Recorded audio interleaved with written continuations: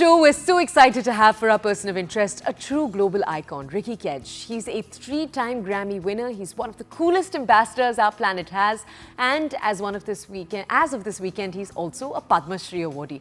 Now, Kedge's music blends ancient Indian rags with modern soundscapes, and today we thought we wanted to have him on to take us into the science. What goes into actually creating this very, very unique sound? So he joins us here on the show this morning. Good morning, Ricky. Thank you for joining us, for taking out the time. Congratulations on your award. And you actually said, I believe, that it marks a new beginning in your career. What does that mean? So that's the way that I look at honors like this, because, the Padma Shri for me, of course, it's an absolute dream come true, but it's not an end goal. It's not the end of, the game of my career. I believe that it's a new beginning for me to do bigger and better things, and for me to, because all of my music has got a very important message, whether it's environmental or social, and that's the only kind of music that I make.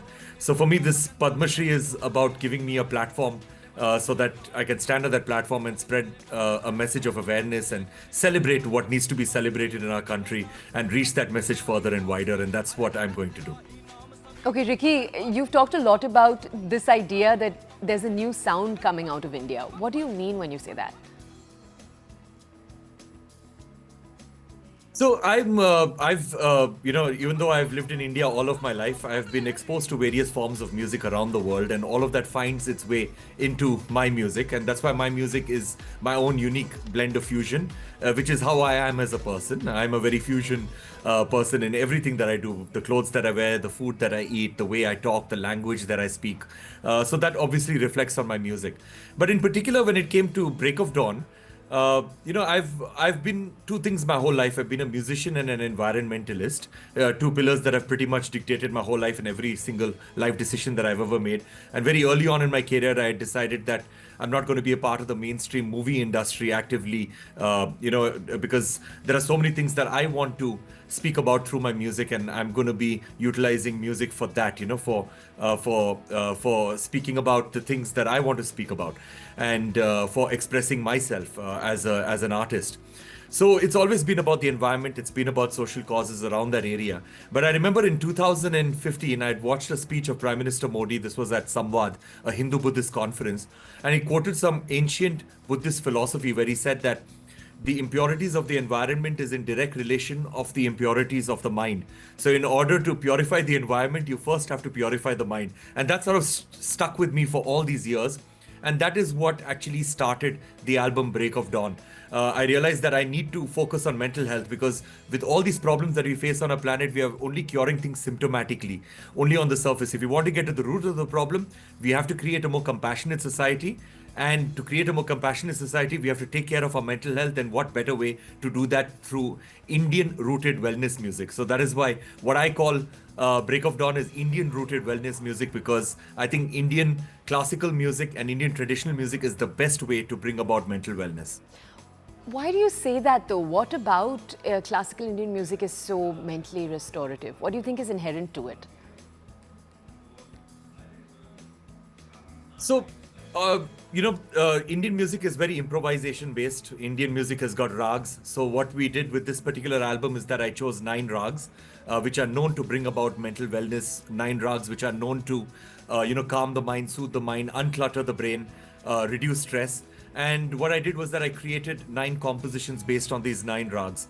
And then I did not stop there. I decided to get in touch with institutions, with scientists all over the world to try to study what has been done in the past, because there have been lots of studies conducted when it comes to the effect that music has on our minds, and the correlation between music and mental wellness. Lots of things have already been published in Lancet reports, and various institutions all over the world like Stanford and Monash has already done studies on this. So I actually went through all of these studies, and I realized that the best way to do this is basically rag based music, and that's why I went ahead with it. And as I said, Indian music is very improvisation based, so it's based on a lot of feel.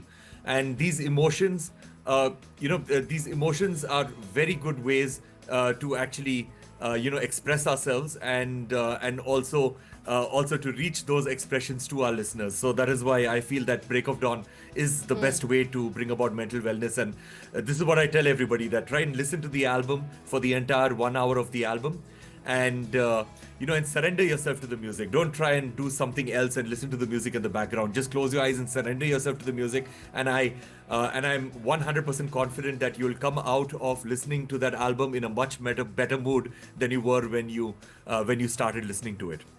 But can we ask you, is there a contradiction for you in there? On one side, obviously, Indian music is supposed to be impromptu. It's, about being in the moment and creating. Jugal bandis, for example. But part of what you do, you have to record that. And so, in a sense, you're freezing it in time.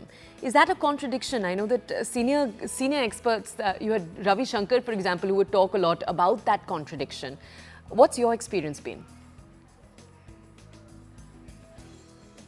Yes and no, because at the end of the day, rags are very well-defined scales if you look at it academically. Right. But they've been defined so beautifully with its ascending and descending notes and the feel between the notes and the quarter tones that, that a musician actually has got more freedom even if they stick within the framework of that rag. That's how beautifully it is created, these rags. So I guess there's a lot of freedom for the musician to play within these rags and to improvise and to create very, very long pieces, and at the same time also creating shorter pieces of music. But I believe that, there are two ways to look about this to answer your question. One is that, okay, a live performer is performing in front of an audience, and within the moment, the live performer is like, has got this collective consciousness with the listeners and creating a piece of music impromptu on the spot, and the listeners are feeling that kind of music. Or it could be that, I'm feeling sad at a particular point of time, and I'm playing a piece of music that I would create in an improvisational moment while I'm sad, and I would record that, and it would go into posterity.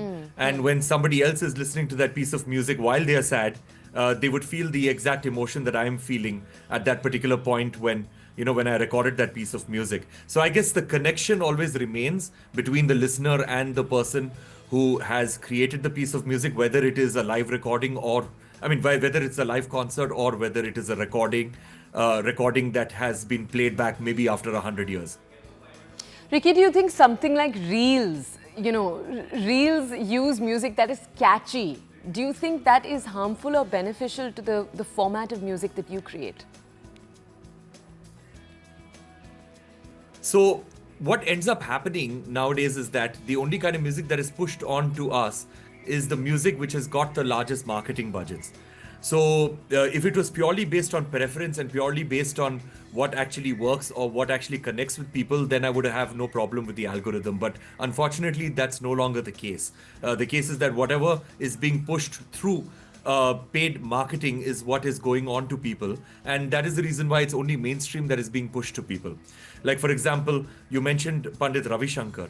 Everybody knows who he was, one of the greatest sitar players ever in the history of music. In fact, some would consider him to be the greatest sitar player and the greatest Indian classical musician that ever lived. And everybody knows who his daughters are. Everybody knows about his family life. Everybody knows that he won the Bharat Ratna. But if you ask anybody on the street or any of your viewers watching this, if you ask anybody, name one album of his, nobody can name that. Sure. Or name a tune of his, or just hum a tune of his. Nobody can do that because somehow we've been disassociated from his music because of the way the algorithm works. Being the greatest classical musician of our times or even of all time, it is very surprising that none of us have ever been pushed Pandit Ravi Shankar's music through the algorithm, and that shows that the algorithm somehow does not work because it's only marketing budgets that is pushing music to us. Okay, can we go back for a second to talking about your music? Part of the cause of creating your music, you've said, is to create music that's mentally restorative. So you listen to it and you get a sense of mental calm. What's your dream for your music? Would you like it piped through classrooms, through halls, so young students can hear it, for example? So for me, my music, as I said, is music with a purpose, and I would love that purpose to be served. And it is serving its purpose in many ways. Like, for example, you said classrooms, you said halls. I created this project known as My Earth Songs a few years ago, which is about 30 songs based on sustainability for children. So these are adolescent rhymes, very easy to understand, very easy to learn, very catchy rhymes, all very positive, speaking about different aspects of the environment and social and positive social transformation, but made for children in a very positive manner. And currently, we are in more than 20 million textbooks all over the world, and we are constantly reaching out to more and more kids and more schools in English-speaking countries all over the world. So that is sort of like very fulfilling for me, because we receive a lot of positive feedback from parents and children and teachers about how this music is transforming children's thinking. The songs that you learn during a childhood are songs that you never forget, and if there are any morals in those songs, those morals stick with you forever. So that is one aspect of it, and the other aspect of it is, of course, Break of Dawn has received a citation from the Stanford School of Global Health and Stanford School of Global of Biodesign for alleviating the global issue of mental health through Indian-rooted wellness music, which was quite powerful, and that is why what we are trying to do right now is putting this music into clinical trials. That's so cool. So, I love that the science is backing the music that you're creating. Can we ask you what your advice to anyone young who's listening right now is? I just want our audiences to know you're someone who actually holds a degree in dentistry. You then went down this path. You're also the youngest ever Indian to win a Grammy. Anyone who's trying to look for what their unique calling is, what are your words to them? So for me, my father, he's an Indian parent and he's a third generation doctor. So, he knew that I'm going to be a musician for the rest of my life. And he also knew that I was good at my music. He would love my music. But at the same time, for some reason, he had never articulated it in his mind that I would take music as a profession, because he never thought music could be a profession. So in my 12th grade, when I told him that I wanted music to be my profession, he was justifiably furious, and because he could not imagine in his head that I could make a profession out of music. So after a lot of heartache and a lot of pushing and pulling, a lot of arguments with my parents, we reached a compromise that I would finish off a degree in dental surgery, and once I got that degree, he would never question me again for the rest of my life for any life decision I would ever make. And he kept to his promise, and I kept to my promise. I went to 5 years of dental college. I finished off the degree, gave the degree certificate to my father, and my father has never questioned me again for the rest of my life. So to answer your question about what advice I would give to young people, of course, a lot of young parents come to me, not young parents, parents come to me of young kids, and they tell me that, my child wants to get into music, what should I do, and all of that stuff. So I tell them very clearly that if you feel that your child will be successful as a musician and is a good musician, you will know about it, and you will not have doubts in your mind. And when it comes to kids who say that, oh, my parents are very strict, they'll not let me be a musician, I want to be a musician, what should I do? How do I make that my career path? I've got sort of like rude advice to them. I tell them that if you are not able to convince your parents, no matter how strict they are or how closed-minded they are your parents after all. If you're not able to convince your parents that you will be a successful musician, you will never be able to convince a million people that your music is good. That's solid advice. Okay, Ricky, can we ask you lastly, on The Breakfast Club, we talk a lot about mental health, mental issues. We talk about people's struggles with depression, with anxiety. Is it something that you've ever struggled with yourself? And has music helped you in a particular moment? Is that how you made the connection, essentially, that, music is the answer to all of this? For me, I've been extremely fortunate in my life that I've got supportive people around me, and also my career has flourished year on year. So I have not had this issue of mental health in my life. Also because I'm constantly immersed in my work, so I've never had that issue. But at the same time, I've had a lot of friends who have gone through mental health issues. One advice that I would give everybody is that mental health should be taken very, very seriously and without any stigma, simply because mental health has to be looked upon as any other non-communicable disease that anybody may have, like for example diabetes or a blood pressure or any heart issue. It needs to be looked upon like that, because sometimes a person may be depressed, and I've had friends like that who have gone into depression, into clinical depression, when there is nothing wrong going on in their lives. And sometimes I speak to them and I tell them that why don't you look into your life and see that there is absolutely nothing wrong in your life, but even then they are depressed, because it is like a non-communicable disease and it needs to be looked upon very, very seriously, and it needs professional help, and it should not be stigmatized.